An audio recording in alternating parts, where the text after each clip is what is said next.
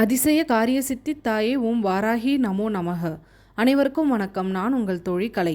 இன்னைக்கு ஸ்ரீ அஸ்வரூட வாராகி யூடியூப் சேனல்ல எவ்வளவு ரூபாய் கடன் இருந்தாலும் அதை அடைய வாய்ப்பு ஏற்படுத்தக்கூடிய ஒரு நேரம் பற்றி தான் பார்க்க போறோம். அதுவும் நமக்கு வெள்ளிக்கிழமையில வருது. இது ரொம்பவே சிறப்பு வாய்ந்த நேரமா இருக்கும்.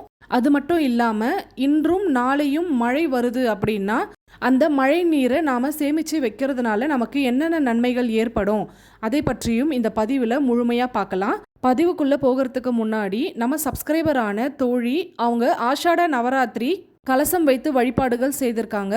அந்த பிக்சரை நம்மளோட ஷேர் பண்ணியிருந்தாங்க.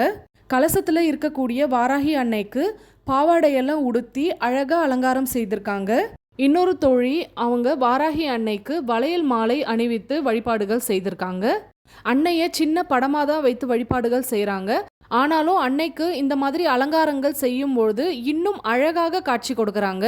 அடுத்ததா இன்னொரு தோழி வீட்டில் பார்த்தீங்கன்னா வாராகி அன்னைக்கு இலுப்ப நெய்யில் தீபம் போட்டிருக்காங்க. அந்த நெய்க்குள்ள அன்னையுடைய முகத்தை அழகாக காட்டி கொடுத்துருக்காங்க. பாருங்க, நெற்றியில பொட்டு முதல் கொண்டு அழகாக தெரியுது. இந்த பிக்சரை பார்க்கும் போது ரொம்பவே ஆச்சரியமா இருந்தது. அன்னை எந்த ரூபத்தில் எப்படி வருவாங்க சொல்லவே முடியாது. இந்த இலுப்பை நெய்யில் தெரியக்கூடியது அன்னையினுடைய முகம்தான் அப்படின்னு நினச்சிங்கன்னா ஒரு லைக் பண்ணிடுங்க. வாங்க இன்னைக்கான பதிவுக்குள்ளே போகலாம். இன்று மதியம் 1:15 இருந்து நாளை மதியம் 1:47 வரைக்கும் சுவாதி நட்சத்திரம் இருக்கு. இந்த சுவாதி நட்சத்திரம் அப்படி என்ன சிறப்பு வாய்ந்ததுன்னா, மகாலட்சுமி பிறந்த நட்சத்திரம் சுவாதி நட்சத்திரம். அதே மாதிரி நரசிம்மர் அவதாரம் எடுத்ததும் இந்த சுவாதி நட்சத்திரம்ல தான். ரொம்பவே ஒளி பொருந்திய நட்சத்திரம் அப்படின்னு சொல்றதும் இந்த சுவாதி நட்சத்திரம் தான். இந்த நாளில் மழை வருவது ரொம்பவே அரிது. ரொம்ப அரிதாக வரக்கூடிய இந்த மழை நீரை நாம் சேகரித்து வைக்கிறதுனால நம்ம வீட்டில் இருக்கக்கூடிய பண கஷ்டங்கள் தீரும். இந்த சுவாதி நட்சத்திர மழைநீர் இருக்கக்கூடிய இடத்துல நிரந்தரமாக பணவரவு இருந்து கொண்டே இருக்கும். இந்த மழை நீரை ஒரு சின்ன சின்ன பாட்டிலில் சேகரித்து வச்சுக்கோங்க. நீங்கள் எந்த இடத்துலலாம் பணம் வைப்பீங்களோ அந்த இடத்துலலாம் ஒரு சின்ன சின்ன பாட்டிலில் வைங்க. பிளாஸ்டிக் பயன்படுத்தாதீங்க. இந்த சுவாதி நட்சத்திர மழைக்கு இன்னொரு சிறப்பு அம்சமும் இருக்குது. இப்போ நீங்கள் பிக்சரில் பார்க்கக்கூடிய இந்த பறவை தான் சாதக பறவை. இந்த சாதக பறவை பார்த்தீங்கன்னா மழை நீரை மட்டுமே அருந்தி வாழக்கூடியது, வேற எதுவும் சாப்பிடாது. சுவாதி நட்சத்திரத்தில் வரக்கூடிய மழை நீரை அருந்துவதற்காக இந்த சாதக பறவை மகாலட்சுமி கிட்ட தவம் இருந்து கேட்குமா. நீங்கள் கனகதார ஸ்தோத்திரம் படிச்சிருக்கீங்க அப்படின்னா அதில் ஒரு லைன் வரும், ஒரு துளி மழை நீருக்காக ஏங்கியே வாடிய சாதக பறவையானேன் அப்படின்னு ஒரு லைன் வரும். இந்த அளவுக்கு சிறப்பு வாய்ந்த இந்த சுவாதி நட்சத்திர மழை நீர் சேகரித்து வைக்கிறதுனால மகாலட்சுமியே நம்ம வீட்டில் வாசம் செய்வதாக ஐதீகம். நாங்கள் இது 1 வருஷமாக ஃபாலோ பண்ணிட்டு இருக்கோம். எப்பெல்லாம் மழை வருதோ அந்த நேரத்தில் கேலண்டரை பார்ப்போம். சுவாதி நட்சத்திரம் இருக்குது அப்படின்னா அந்த மழை நீரை நாங்கள் சேகரித்து வச்சுப்போம். கண்ணாடி பாட்டிலில் சேகரித்து வச்சுட்டிங்கன்னா பாசை பிடிக்காது.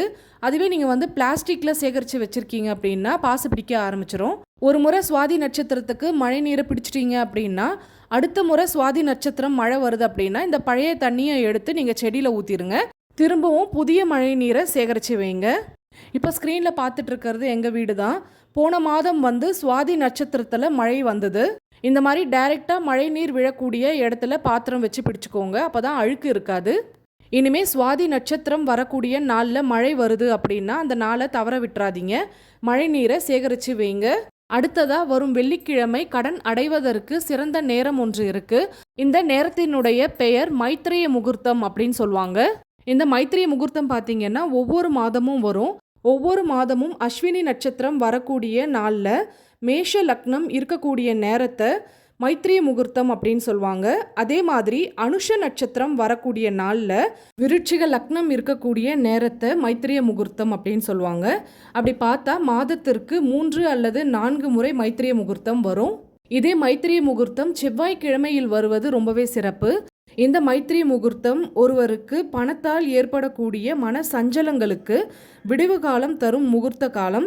யாரெல்லாம் கடன் பிரச்சனையில் சிக்கி தவிக்கிறாங்களோ அவங்களுக்கு அதில் இருந்து விடுதலை தரும் காலமாக இந்த மைத்திரி முகூர்த்தம் இருக்கிறது. இந்த சிறப்பு வாய்ந்த மைத்திரி முகூர்த்தம் வெள்ளிக்கிழமை எந்த நேரத்தில் வருது அப்படின்றது பார்க்கலாம். மாலை 4:11 தொடங்கி 5:33 வரை மைத்திரி முகூர்த்தம் இருக்குது. சில நேரத்தில் மைத்திரி முகூர்த்தம் விடியற் காலையில் வரும், இல்லை நடு ராத்திரியில் வரும். இந்த மாதிரி நேரத்துலலாம் மைத்திரி முகூர்த்தத்தை நம்மளால் ஃபாலோ பண்ண முடியாது. ஒரு சில நேரங்கள் மட்டுமே நமக்கு சாதகமாக இருக்கும். அந்த மாதிரி சாதகமான நேரம் தான் இந்த வெள்ளிக்கிழமை நமக்கு வரக்கூடிய அந்த மைத்திரி முகூர்த்த நேரம். இப்போ இந்த மைத்திரி முகூர்த்த நேரத்தில் என்ன பண்ணணும் அப்படின்றது பார்க்கலாம். மைத்திரி முகூர்த்தம் தொடங்கக்கூடிய நேரத்தில் உங்கள் வீட்டு பூஜை அறையில் மகாலட்சுமி படம் இருக்குது அப்படின்னா மகாலட்சுமி படத்துக்கு முன்னாடி ஒரு தீபம் ஏற்றி வைங்க. மொய் கவர்னு சொல்லுவாங்கள்ல, அந்த மாதிரி மொய் கவர் கிடைச்சதுன்னா மொய் கவர் எடுத்துக்கோங்க. அப்படி இல்லைன்னா திருமண பத்திரிக்கை வரக்கூடிய அந்த கவர் ஏதாவது ஒன்று எடுத்துக்கோங்க. அந்த கவருக்கு மேலே நீங்கள் யார்கிட்ட கடன் வாங்கியிருக்கீங்களோ அவங்களுடைய பெயர் எழுதணும். சப்போஸ் வங்கி கடன் இருக்குது அப்படின்னா வங்கியினுடைய பெயரை அந்த கவருக்கு மேலே எழுதணும். ஒரு பிரியாணி இலை எடுத்துக்கோங்க. கருப்பு நிற பேனாவை தவிர வேறு எந்த பேனாவை வேணாலும் பயன்படுத்தி அவங்களுக்கு எவ்வளோ ரூபாய் நீங்கள் கடன் கொடுக்கணுமோ அந்த அமௌண்ட்டை அந்த பிரியாணி இலையில் எழுதணும். இப்போ சப்போஸ் ஒரு 10,000 ரூபாய் கடன் கொடுக்கணும் அப்படின்னா 10,000 அப்படின்னு எழுதுங்க. இப்போது உங்கள் கையில் இருக்கக்கூடிய பணம் ஒரு 10 ரூபாவோ அல்லது 20 ரூபாவோ பெயர் எழுதி வச்சிருக்கக்கூடிய அந்த கவர்க்குள்ளே வச்சிடுங்க. அந்த பிரியாணி இலையும் அந்த கவர்க்குள்ளேயே வச்சிடுங்க. இந்த மாதிரி நீங்கள் ஒருத்தர்கிட்ட கடன் வாங்கியிருக்கீங்க அப்படின்னா ஒரே ஒரு கவர் பயன்படுத்தி எழுதலாம். ஒரு 4-5 பேர்கிட்ட வாங்கியிருக்கீங்க அப்படின்னா ஒவ்வொரு பெயருக்கும் ஒவ்வொரு கவரை நீங்கள் பயன்படுத்தி இந்த பரிகாரம் செய்யணும். இந்த கவரை மைத்திரி முகூர்த்தம் முடிகிற வரைக்கும் மகாலட்சுமி அன்னையினுடைய பாதத்தில் வச்சுருங்க. அதுக்கப்புறம் பூஜை அறையில் ஏதாவது ஒரு இடத்துல வச்சுருங்க. சீக்கிரமே கடன் முழுவதும் அடையணும் அப்படின்னு மனதார பிரார்த்தனை செய்துக்கோங்க.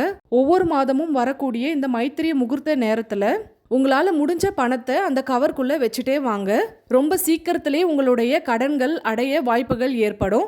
யாருடைய பேர் எழுதி நீங்கள் பணத்தை சேர்த்துட்டு வரீங்களோ அவங்களுக்கு கடனை நீங்கள் அடைக்கும் பொழுது இதில் இருக்கக்கூடிய பணத்தையும் சேர்த்து தான் நீங்கள் கடனை அடைக்கணும். உள்ளே வச்சிருக்கக்கூடிய பிரியாணி இலையை எரிச்சு சாம்பல் ஆக்கிடணும். இந்த மொய் கவரை கிழிச்சு போட்டுருங்க. இந்த மைத்திரி முகூர்த்தத்தை ஃபாலோ பண்ணி பாருங்க. கண்டிப்பாக பெரிய மாற்றங்கள் ஏற்படும். எவ்வளோ ரூபாய் கடன் இருந்தாலும் அந்த கடன் முழுவதும் அடைவதற்கான வாய்ப்புகள் ஏற்படும். இந்த மைத்திரி முகூர்த்தத்தை பயன்படுத்தி நிறைய பேர் பலன் அடைஞ்சிருக்காங்க.